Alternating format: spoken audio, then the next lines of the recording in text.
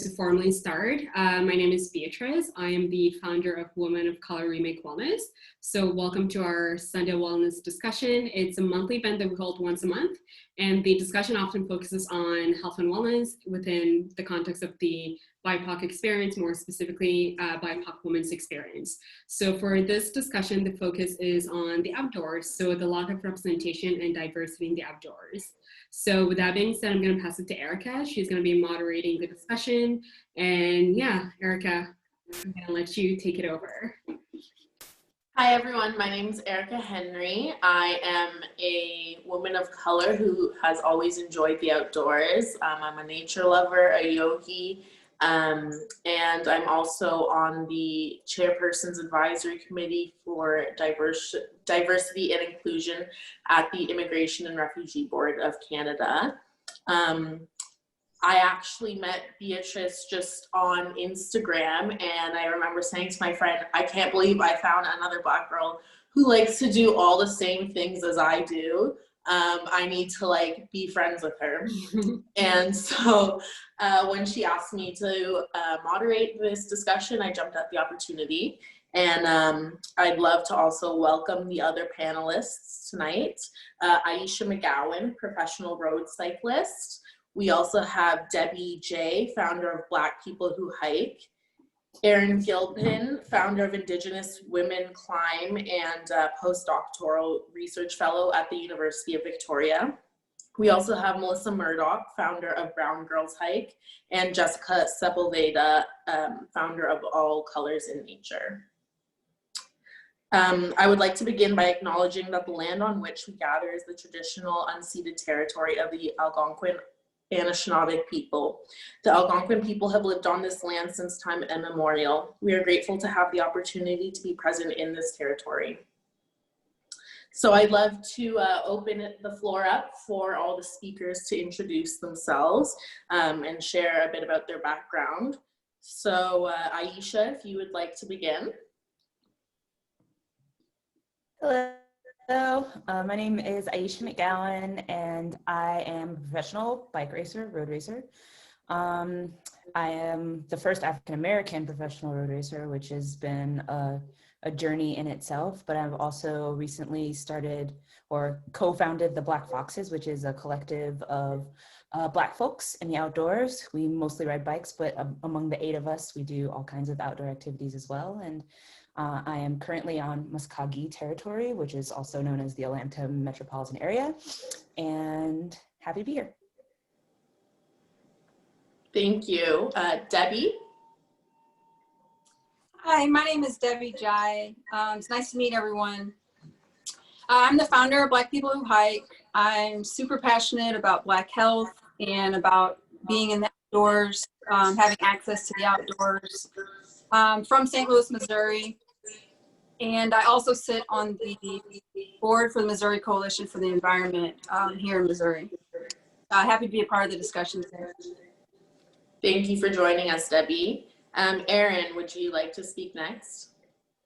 Awesome. Hello, everyone. Tansekya, Erynne Gilpin is higason. My name is Erynne Gilpin, and I am the founder of Indigenous Women Climb, which is an organization to increase access for Indigenous communities to the sport of rock climbing, but also to really interrogate, I think, colonial narratives that have really defined this idea of the outdoors through a colonial perspective or lens. So we do a lot of education work and a lot of community-based work with climbing. And yeah, I also hear an echo as well. I'm not sure if that's on my end or not. I heard it with the other speakers too.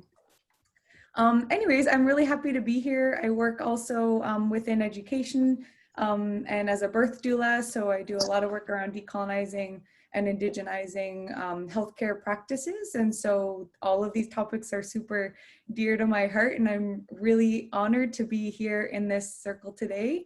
I'm speaking today from the unceded territories of the Saanich and the Lekwungen peoples on Vancouver Island. However, my community's based up in Treaty 5 in northern Manitoba. So yeah, happy to be here today. Thank you, Erynne. Melissa Murdock. First of all, hi, I'm Melissa Murdock. I'm the founder of Brown Girls Hike.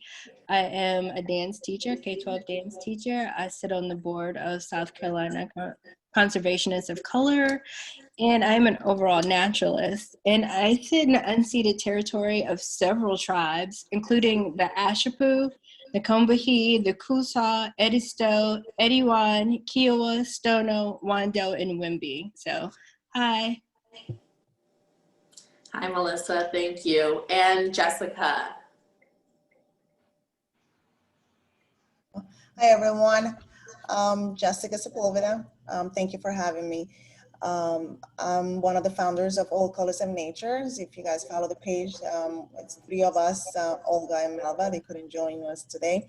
So I'm representing our organization, and basically All Colors and Nature was founded in one of our many discussions about diversity, the lack of diversity in the outdoors. And we started the page in May, and we've been doing we've been trying to do share a lot of resources to our audience for the importance of diversity in the outdoors, the Black community, and also just providing and motivating our audience to go and enjoy the outdoors.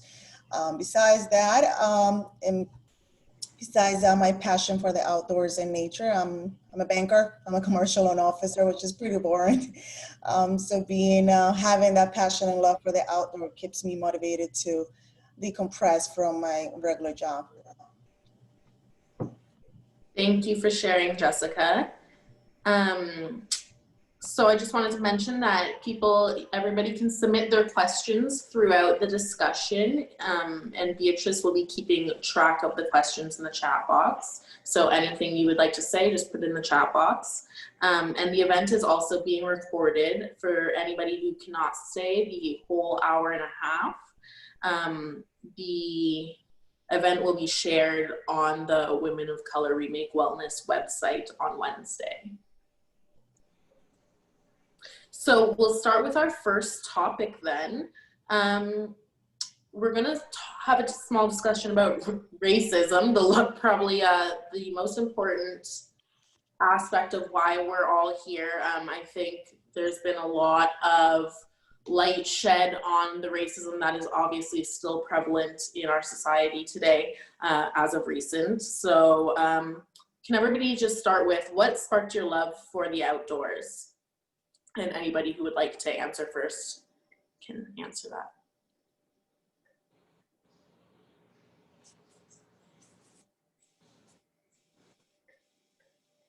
I'll start. I have always been an outdoor nature lover. Growing up in South Carolina, I'm of a certain age, and we really didn't have much to do but play outside. And for us, before a lot of development started taking place, the outside consisted of woods and nature and paths and red clay, and we would play with rocks. We built forts out in the back. We would swing on vines over creeks. I mean, it was just a natural thing for us to do. So that's where my love for the outdoors began.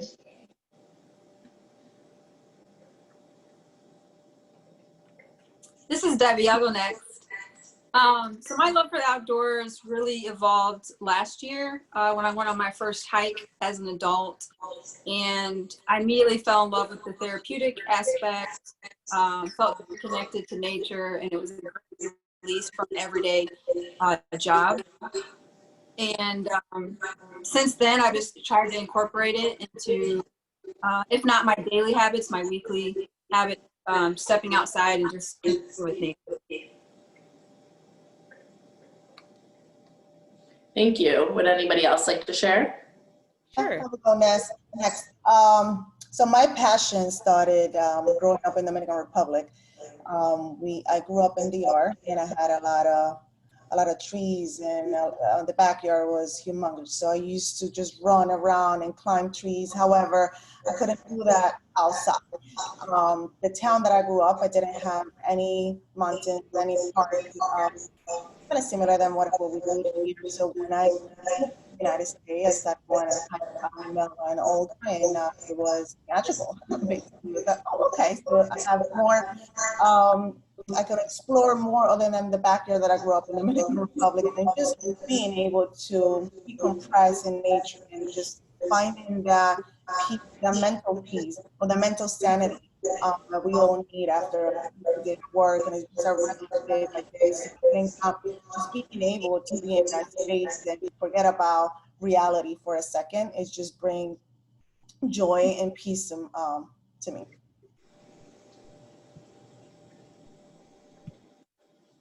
Yeah, so maybe if everybody could just remember to mute their mics when they're not speaking, just so we can minimize the echo. Thank you.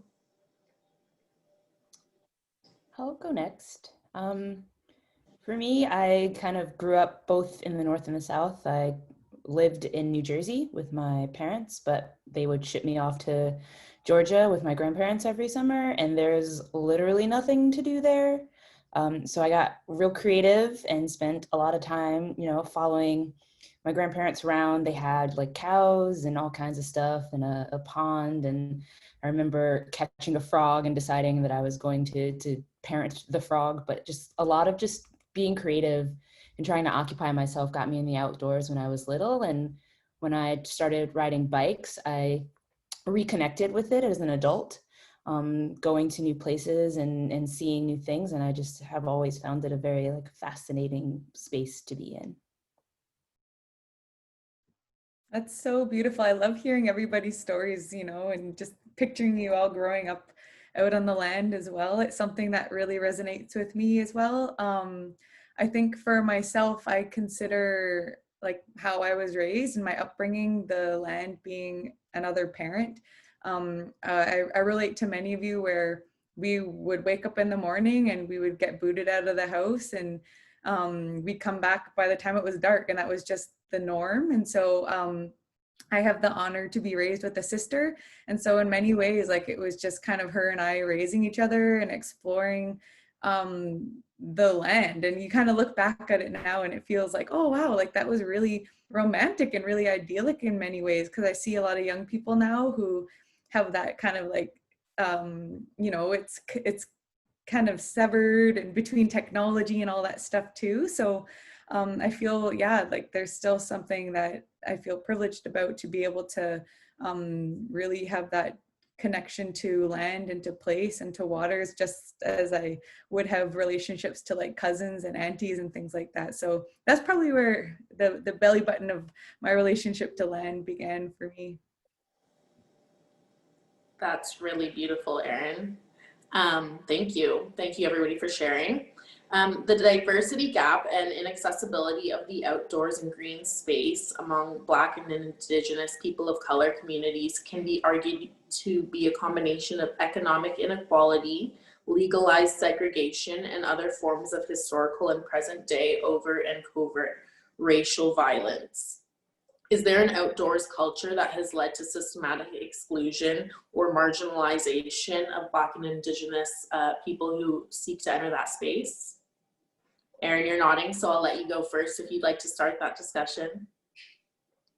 Oh, great. Okay, sure. I never want to jump in first, but I mean, my head, like that's just such a resounding yes. Like, I mean, this idea of the outdoors and access to the outdoors through things like sports, like rock climbing, even this idea of, you know, hiking, adventure, access to land has been very much determined by colonial enterprise. And when I say that, I mean systems that are embedded within heteropatriarchy, white male privilege, that have really been predicated upon the removal of Indigenous bodies from land, and therefore the removal of that kinship to land and to place. And of course, other communities as well, as colonial enterprise is transnational. And so, and how that I think influences how we think about even this idea of the outdoors as this other outside part of ourselves that we can kind of like come in and out of, the separation from land.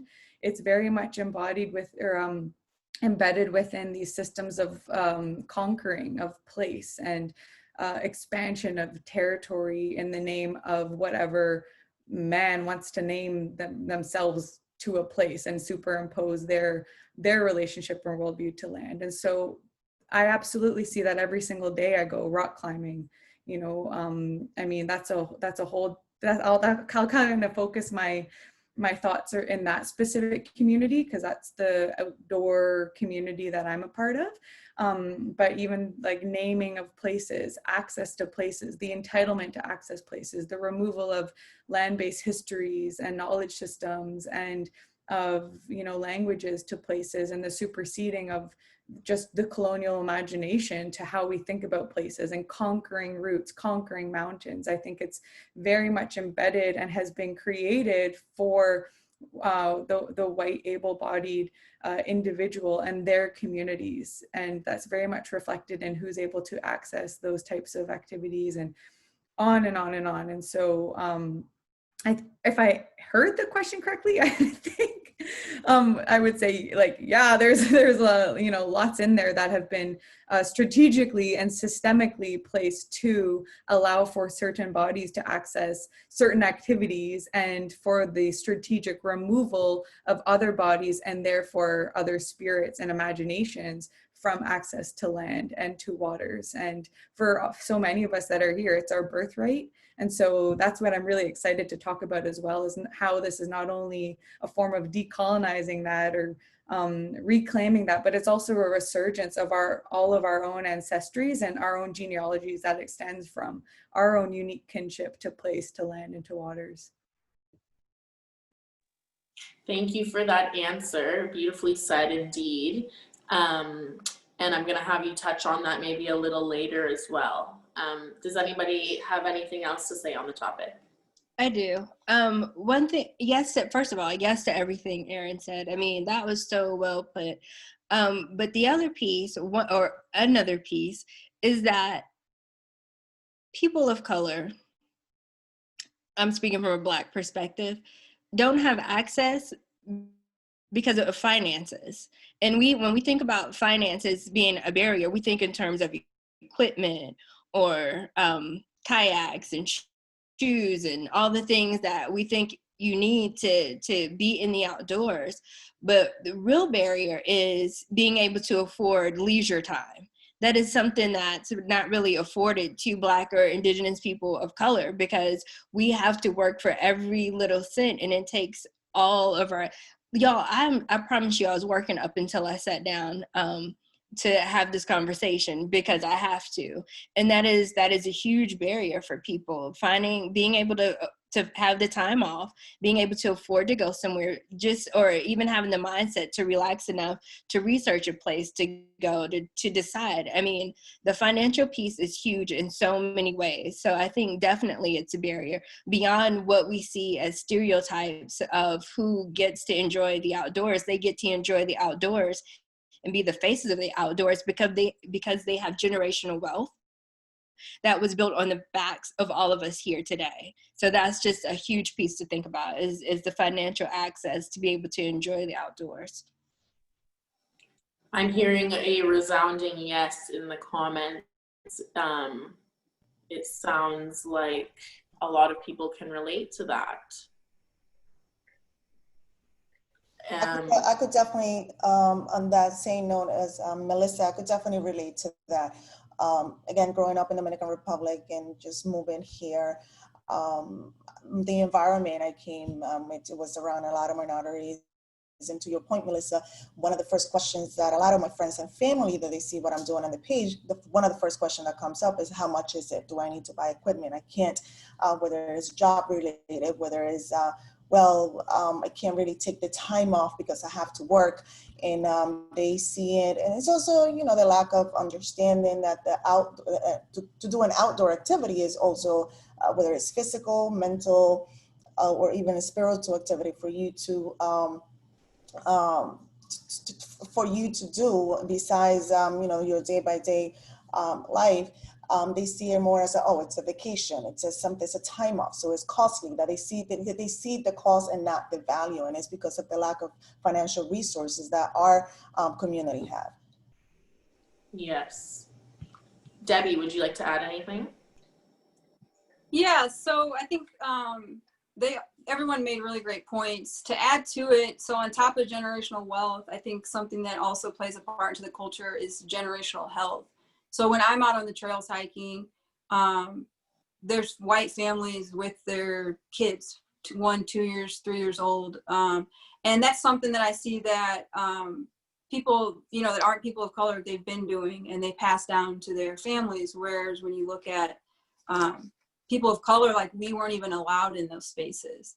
National parks, as an example, we weren't even allowed in them until desegregation. So when you think about that, when you think about they've been passing this down generationally, they've been camping, they've been hiking, our elders don't even really, they didn't have access to it.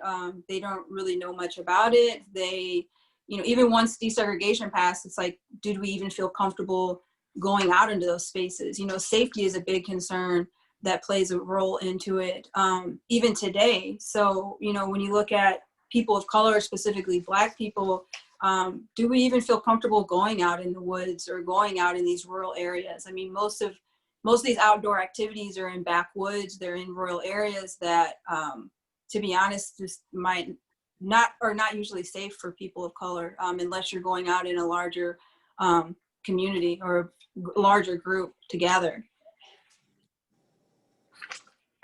Thank you.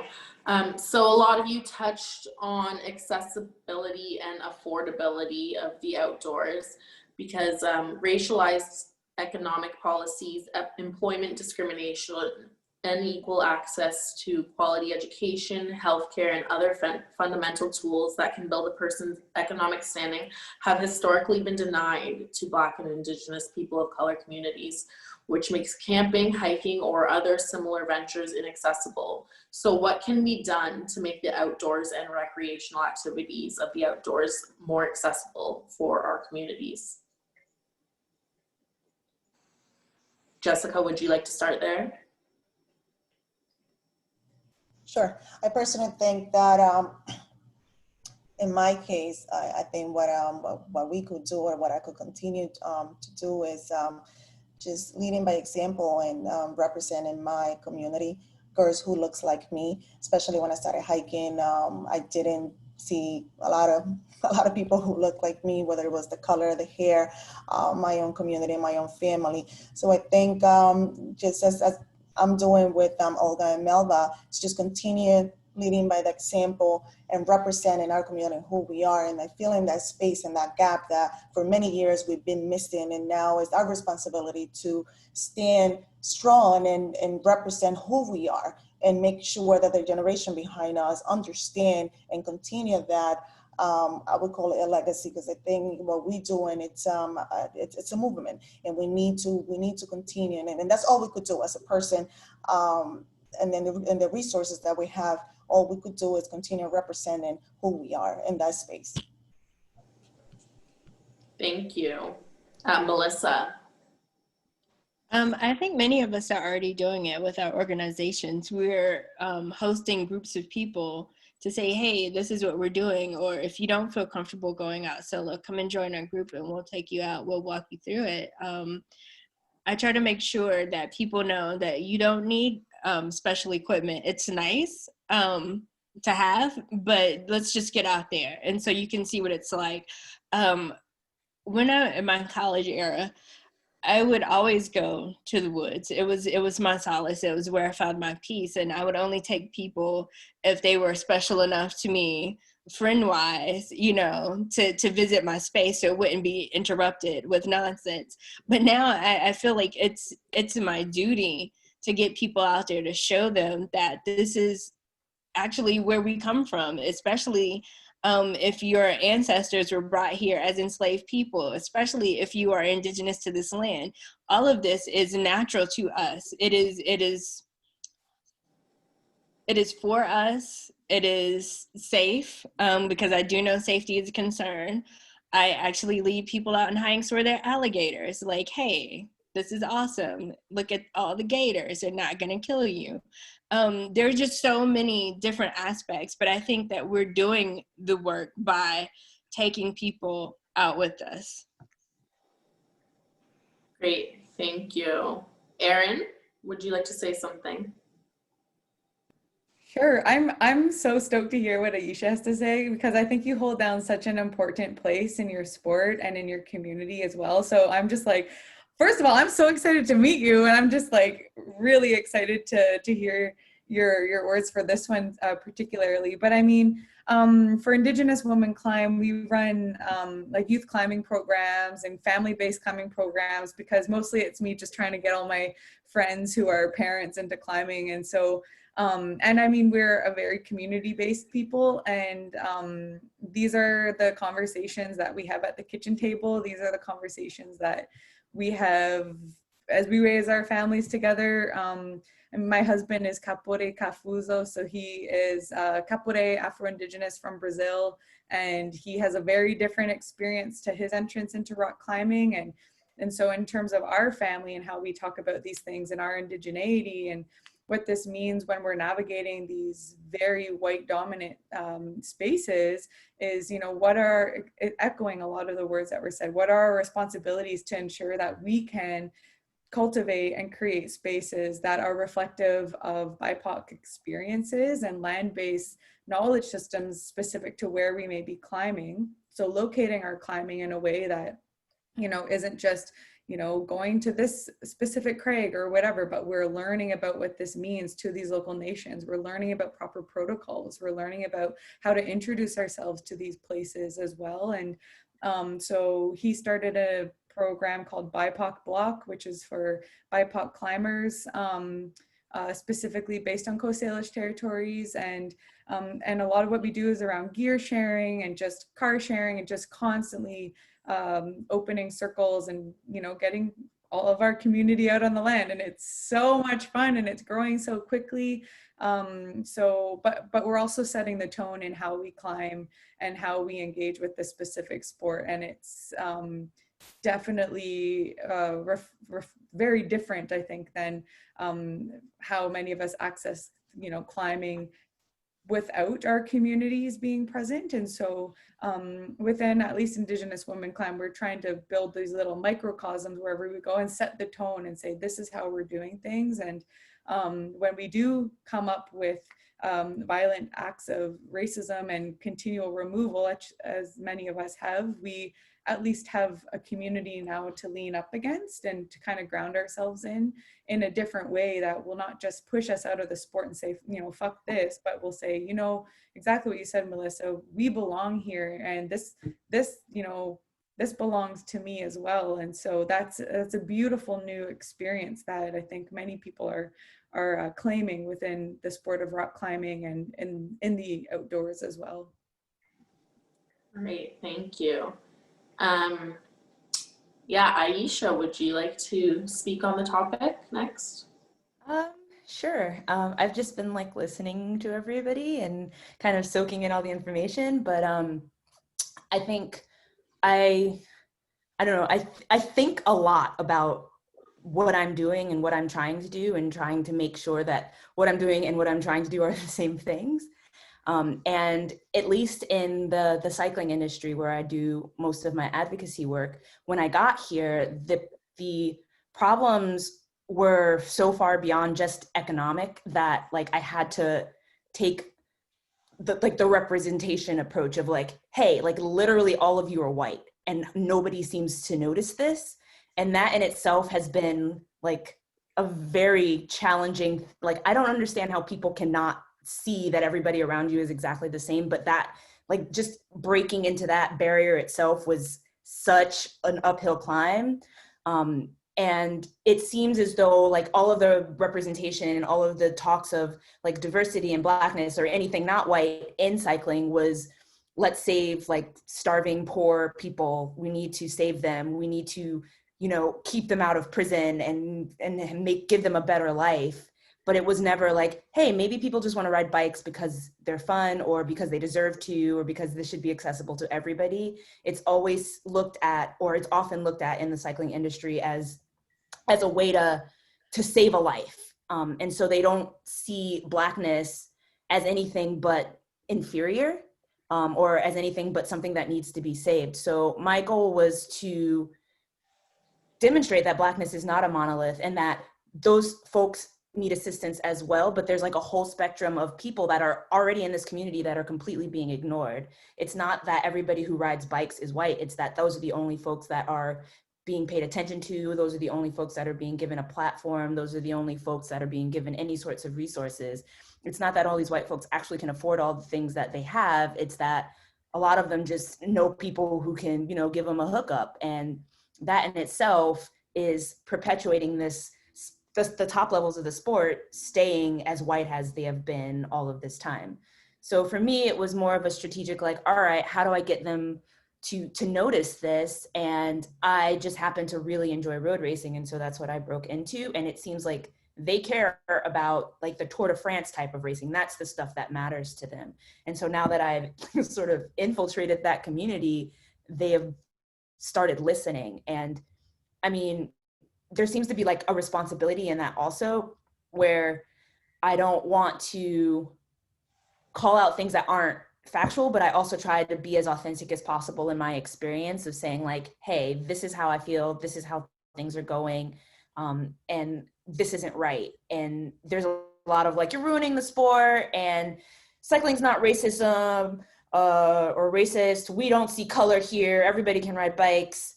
But basically, I guess the short answer to the question that I've taken way too long to answer is that I've just tried to be like an authentic representation of myself, make it very clear that I don't speak for all Black people because we are not the same, but also try and get people to pay more attention, just pay attention to all of the things around them, because they're just in this very narrow-minded scope of what things are, what cycling can be, what a cyclist could be, what a Black person could be. And I find that just so frustrating. So yeah, that's my answer.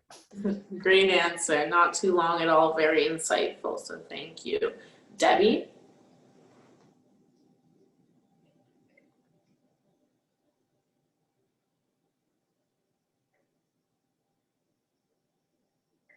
Debbie, you are on mute. Thank you. Sorry about that.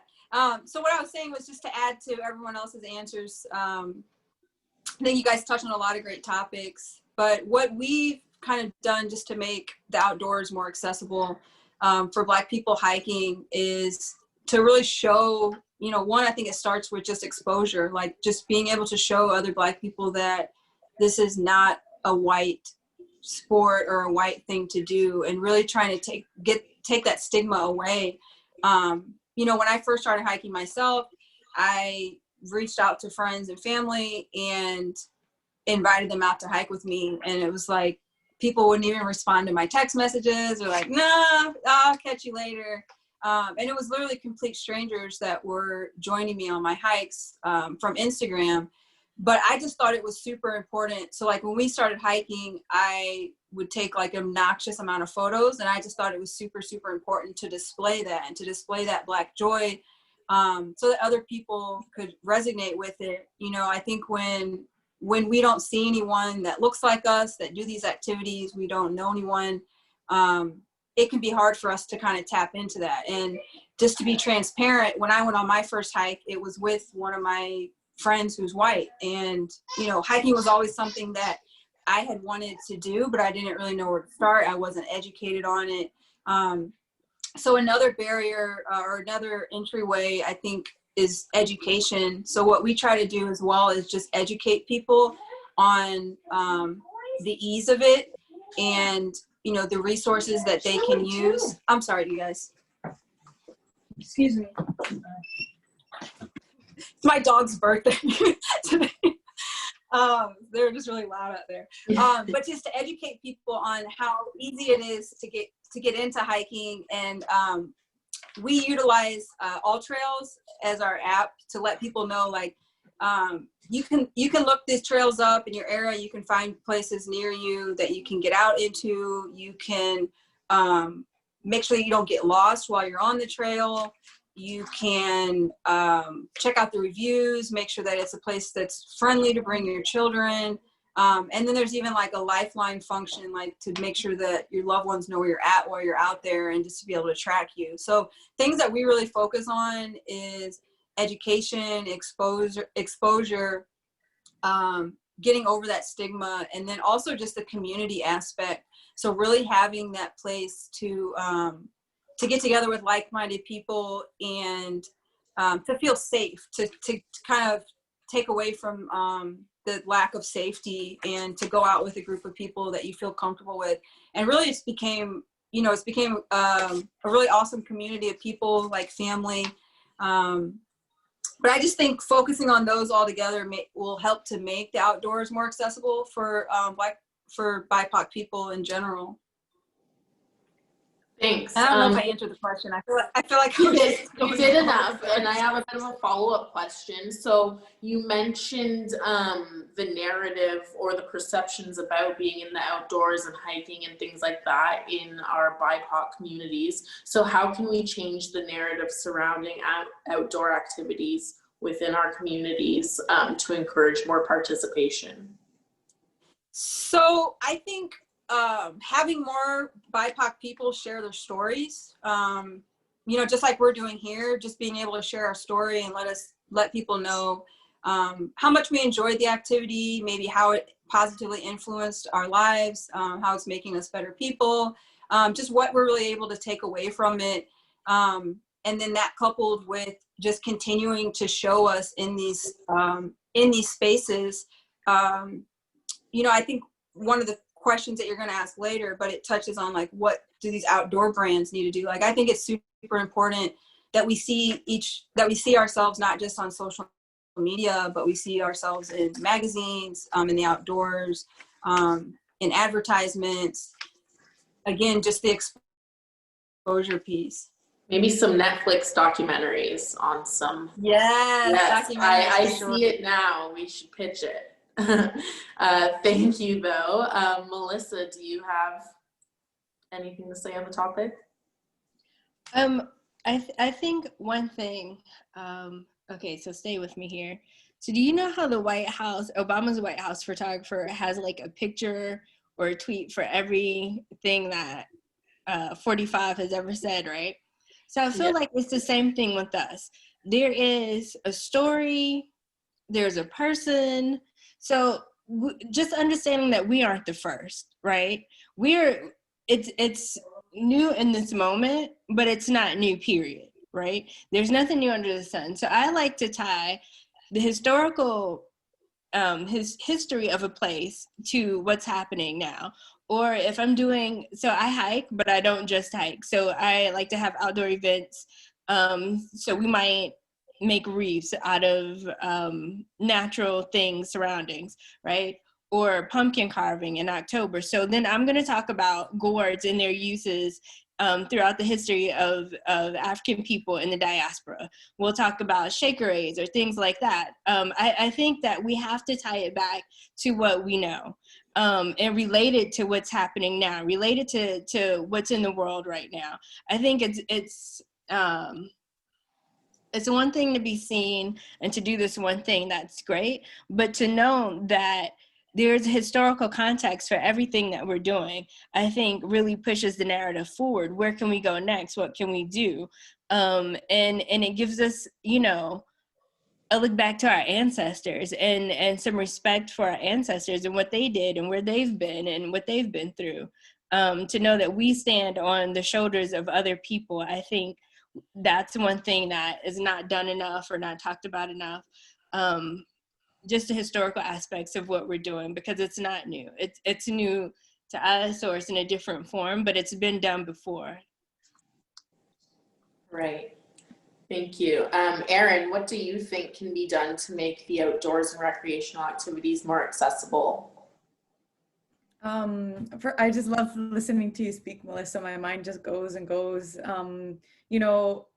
I think that, culturally speaking, Indigenous peoples, we are a land-based people. However, BIPOC peoples, we are all land-based peoples. We all come from the land, and we all have within our blood memories very distinct governance and protocols and traditions that, from, in my language, we would say miowachetoin, which means, we're in relationship with land that's kind of beyond just this idea of I have a relationship to something, but like I'm in relationship with a relative. And so, I mean, what I'm most interested in is and I'm speaking from a very specific context, you know, when I say I'm from the North, I say I'm from like polar bear country and, you know, like real deep winters and things like that. And that's kind of when we think about land and land-based people, it has to do with survival, and it has to do with food sovereignty, and wellness is embedded within our food sovereignty and things like that. And so you know, when thinking about land-based people, this isn't something that is a romantic relationship. It's something that is, you know, it's really deep. And I think about it in terms of governance. How we govern ourselves is dependent on our relationship to land. And if the land is well, then we are well. And so while it is important, you know, there's a certain sphere of representation that is really important. And you know, and seeing our peoples and seeing our communities represented in film and media and the stories that are told about the outdoors.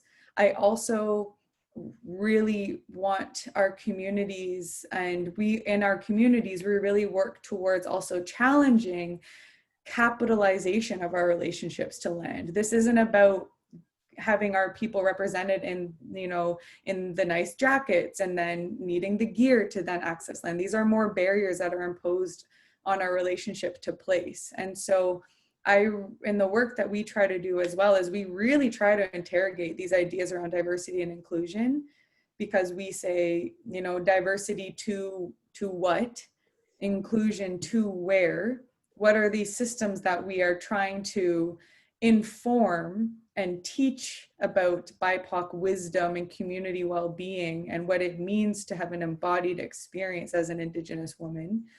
How then can we return our sovereignty within our own communities and then let our work extend out from there? So it's quite tricky, because in terms of accessing resources and gears and donations and things like that, we are inevitably working with industry, and we are inevitably, you know, thinking about working with film and things like that, which is another whole world around accessing gear. Holy cow, that I'm learning about. Like, you want to make a film, you know, good luck. You got to have like some real hookups, exactly what you're kind of saying, Ayesha. So, but I'm really more interested in having conversations around changing the idea of the outdoors to not something that we kind of come in and out of, but as a species, as a very, I think, integrated and intersectional community. I think we're at a point where Indigenous leaders and our knowledge keepers in all of our communities are saying, you know, because we belong here, because we return here, we need to center and recenter our relationships in a way that reflects kinship, as opposed to reflecting objectification of land, something that we access, go to, and can commodify.